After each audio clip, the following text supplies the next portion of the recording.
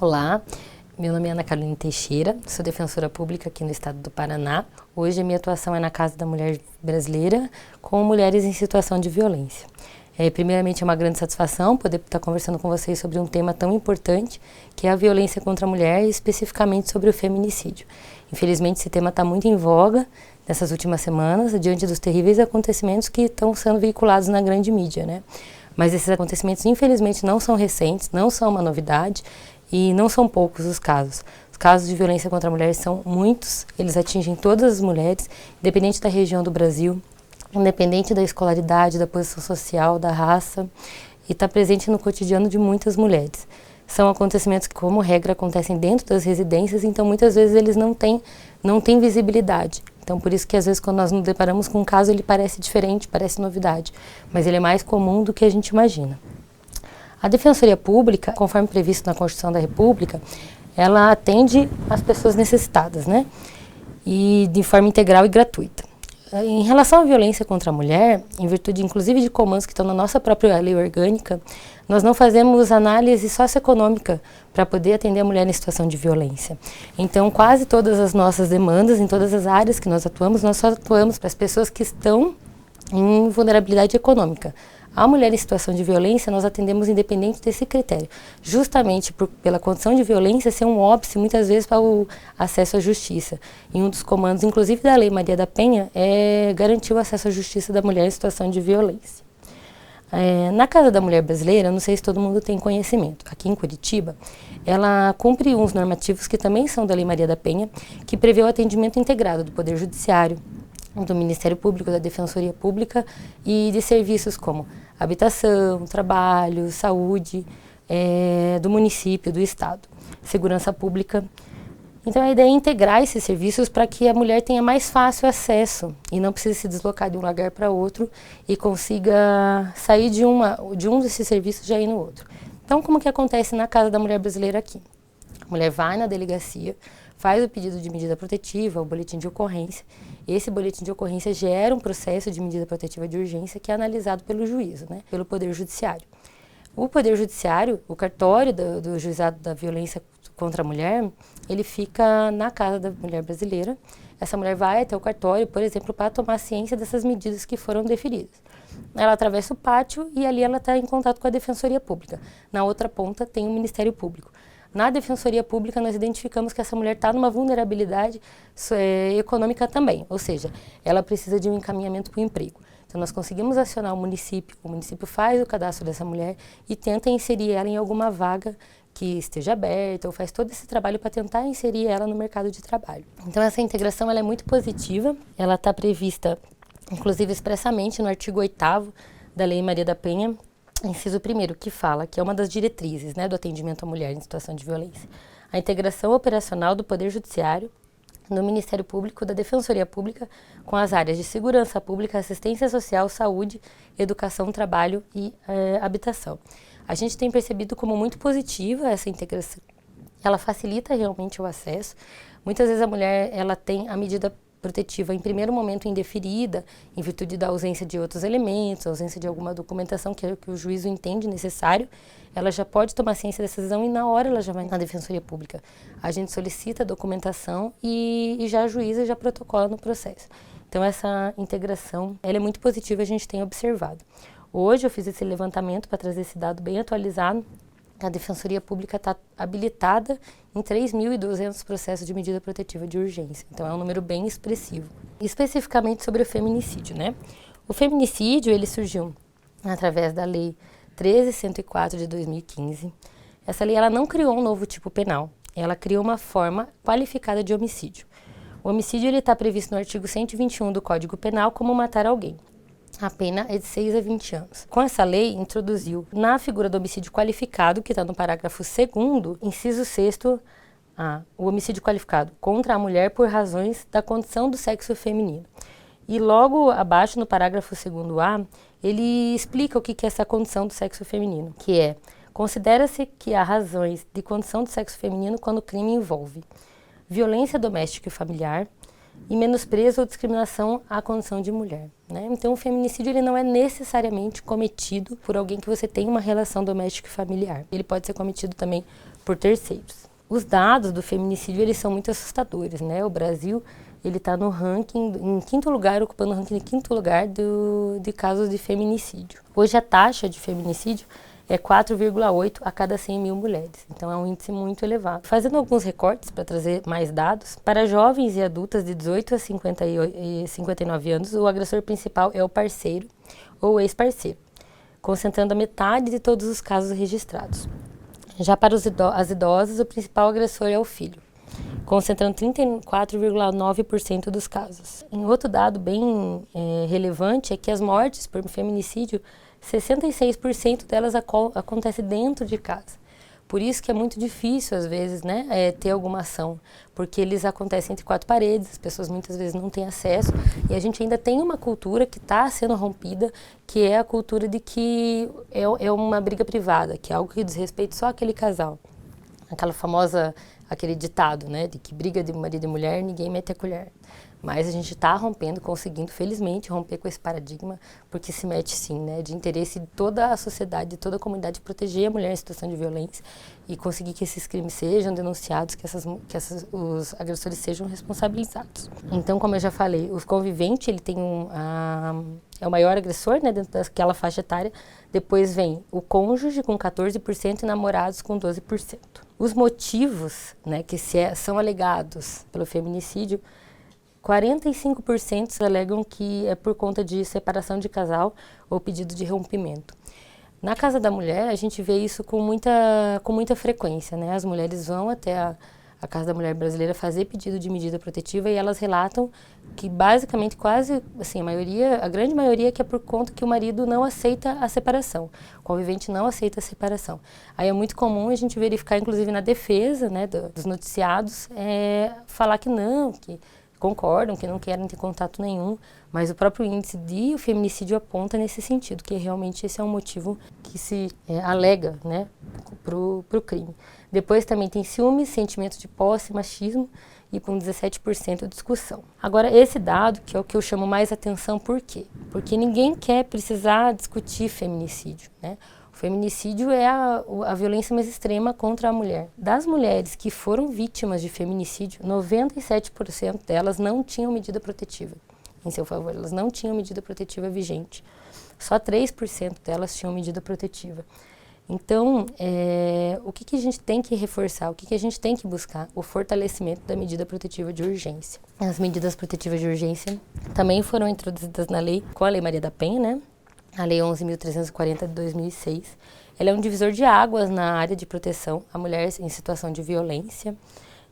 Ela prevê uma série de medidas protetivas que não existe um rol taxativo, é um rol exemplificativo. Então, ele traz algumas formas de proteção para a mulher em situação de violência. Tem uma questão que a gente sempre busca, que é tentar desvincular a medida protetiva necessariamente do processo criminal. Nós vemos reiteradas vezes que muitas vezes a mulher não pede medida protetiva porque ela não quer representar criminalmente o agressor.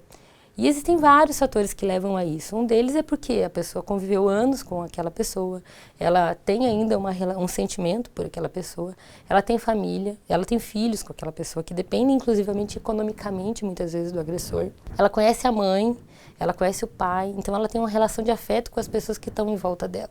Então ela não quer que ele seja preso. Então, quando nós temos ainda uma cultura de que a medida protetiva tem que estar vinculada a uma medida criminal, isso é prejudicial, porque são muitas as vezes que a mulher retira a medida protetiva de urgência quando ela se depara com a situação de que ele vai ser processado criminalmente, ele vai ser condenado, ele pode ser preso ou ele vai ficar com a ficha suja. Então, para exemplificar, como que funciona na prática? A mulher vai até a delegacia de polícia, ela relata a ocorrência de um crime. Relata uma lesão corporal, por exemplo, ou relata uma ameaça. A ameaça, ela é um crime de ação penal pública condicionada à representação da vítima. Ou seja, ele só vai dar andamento nesse inquérito policial se a mulher for lá e falar que deseja representar. Essa representação, ela pode ser revogada, né? Você pode se retratar dessa representação. No entanto, a Lei Maria da Penha, ela previu que para a mulher em situação de violência, a mulher em específico, ela só pode se retratar dessa representação se for numa audiência designada para esse fim e perante uma juíza, um juiz. Então, nessa audiência ela vai comparecer e vai falar que não quer mais que ele seja processado. e, como regra, a medida protetiva dela vai ser revogada junto. Então, eu atendo muitas mulheres que elas me questionam, elas falam, não, mas eu não quero que ele seja processado, mas eu quero continuar com a medida protetiva. Mas ainda, a maior parte dos entendimentos é que a medida também vai ser revogada porque não tem um processo penal, não vai ter um inquérito policial e não vai ter uma posterior ação penal. Nós, da Defensoria Pública, a gente sempre pauta que não precisa necessariamente caminhar junto a medida protetiva com o inquérito policial, justamente por a medida protetiva ter um fim em si mesmo, né? A medida protetiva, ela não é um instrumento para se garantir a efetividade de outro processo. Ela tem uma natureza inibitória, mas não necessariamente de processo cautelar. Então, a mulher, quando ela pede uma medida protetiva, o fim dela é o quê? É preservar a sua integridade. Não é o mesmo fim de quando tem uma representação. A representação, o fim é a persecução criminal, é a responsabilização. É diferente da medida protetiva. Então, a Lei Maria da Penha, inclusive, ela não faz essa exigência. Ela, em momento nenhum, ela fala que tem que ter ação penal, que tem que ter inquérito policial para que a medida protetiva seja deferida. Ela também não traz prazo para a medida protetiva. A medida protetiva, ela tem que vigorar enquanto a mulher estiver ameaçada, enquanto ela se sentir ameaçada. Então, ela não tem prazo. Isso não existe na Lei Maria da Penha, né? Então, como se trata de uma lei que garante direito, a gente tem que tentar sempre dar uma interpretação ampliativa, não uma interpretação restritiva, no sentido de não restringir os direitos dessa mulher. Então, por exemplo, na Defensoria Pública, nós fazemos pedido de medida protetiva e não necessariamente com boletim de ocorrência, com o crime. Então, a mulher pode ir na Defensoria, relatar o fato, relatar a razão pela qual ela precisa dessa medida. A gente faz uma avaliação, a gente faz um atendimento e a gente ajuiza esse pedido mesmo sem boletim de ocorrência. Isso é muito comum também nas hipóteses de violência psicológica. A violência psicológica, ela é uma violência um pouco mais sutil, ela é mais de difícil percepção. Às vezes a própria mulher que está sofrendo a violência psicológica, ela demora para se perceber nessa situação, ela compartilha com as outras pessoas não compreendem que aquilo é uma espécie, uma forma de violência. Então, a violência psicológica, ela está prevista expressamente na Lei da Maria da Penha, ela também está prevista assim como a violência moral, a violência física, a violência sexual e a violência patrimonial. Então, ela tem previsão, mas ela às vezes é de mais difícil percepção. É muito comum, inclusive na delegacia, as delegacias se negarem a fazer boletim de ocorrência, porque eles não identificam ali nenhum crime a ser apurado. Então, eles negam o atendimento à mulher e essa mulher vai até a Defensoria Pública. Então, é bem comum, são vários casos que a gente atende, por justamente não ser um fato que você consegue desenhar no tempo tão objetivamente. No dia 15 de janeiro aconteceu tal fato. Às vezes são anos, né, de violência psicológica que levam a mulher a estar naquele sofrimento, a sua integridade ameaçada.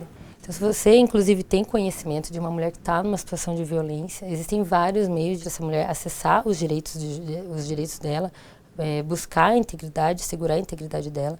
A Defensoria está sempre de portas abertas, ela está na Casa da Mulher Brasileira e ela pode fazer esse atendimento. Inclusive, o acesso à justiça, ela está prevista também expressamente na Lei Maria da Penha.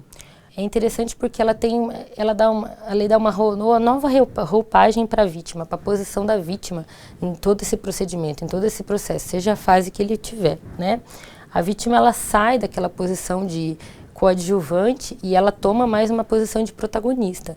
Então, nas medidas protetivas, por exemplo, ela junta documento, ela peticiona, ela traz fatos novos, então ela protagoniza mais, ela está mais presente, ela está atuando mais na medida protetiva, assim como já quando tem uma ação penal, assim como tem no inquérito policial. A mulher não se resume apenas à figura do assistente de acusação, que a mulher tem direito, né? Ela tem direito a várias formas de atuação do processo. O assistente de acusação é uma delas, né? Hoje, a Defensoria Pública, infelizmente, ela não está em todas as comarcas e até nas comarcas que ela se encontra. Ela não tem uma atuação plena, ela não atua em todas as áreas. Não temos hoje uma atuação como assistente de acusação para as mulheres no caso de feminicídio. Mas ela tem direito a esse acompanhamento, ela tem esse direito perante o julgamento. Esse acesso à justiça, ele é garantido não só à mulher vítima da violência, mas às vítimas indiretas também, que são as suas famílias.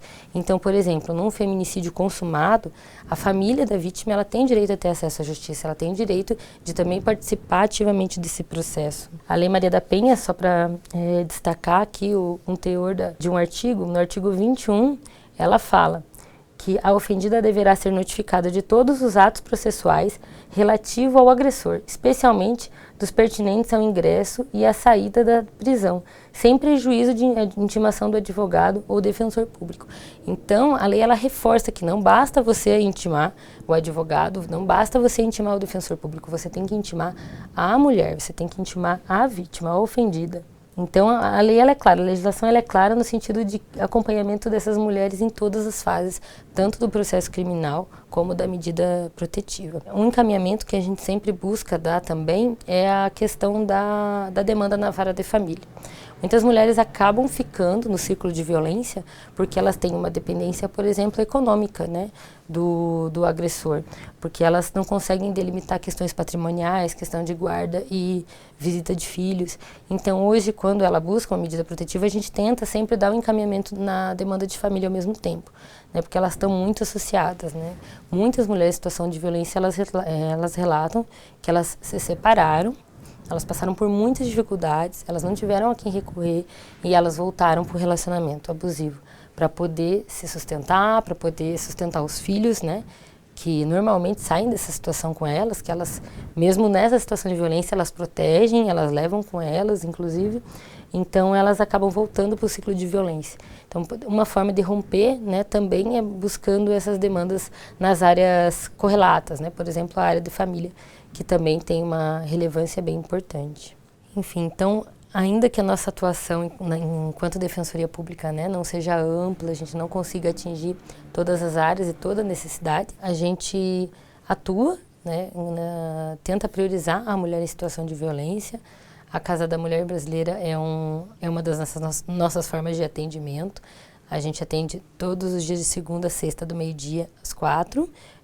O atendimento não precisa de senha, basta a mulher comparecer até a Casa da Mulher Brasileira, da Defensoria Pública que fica lá dentro, e nós vamos atender independente da quantidade de pessoas que estiverem lá. Hoje a nossa atuação principal é em relação às medidas protetivas de urgência, porque a gente foca muito nessa questão da prevenção.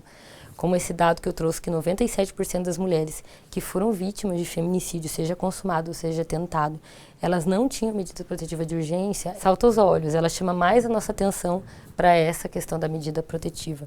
Eu saí recentemente de uma audiência em que uma senhora agradeceu todos que estavam na audiência, estava eu, a promotora de justiça e a juíza de direito, e falando que como uma medida protetiva conseguiu mudar a vida dela. Ela falou, eu vivi anos em situação de violência e eu queria agradecer porque eu sei, ela falou exatamente com essas palavras, eu sei que a Lei Maria da Penha não é perfeita, mas ela resolveu a minha vida. Então, também realmente não é perfeita, né, porque ela precisa de várias políticas públicas para serem implementadas, das quais não são plenas ainda, mas a gente vê nas medidas protetivas uma força muito grande para combater e romper a violência contra a mulher. Então, hoje a nossa atuação, o que a gente mais foca é na atuação da medida protetiva de urgência. Eu queria agradecer essa oportunidade por estar conversando com vocês e colocar a Defensoria Pública à disposição.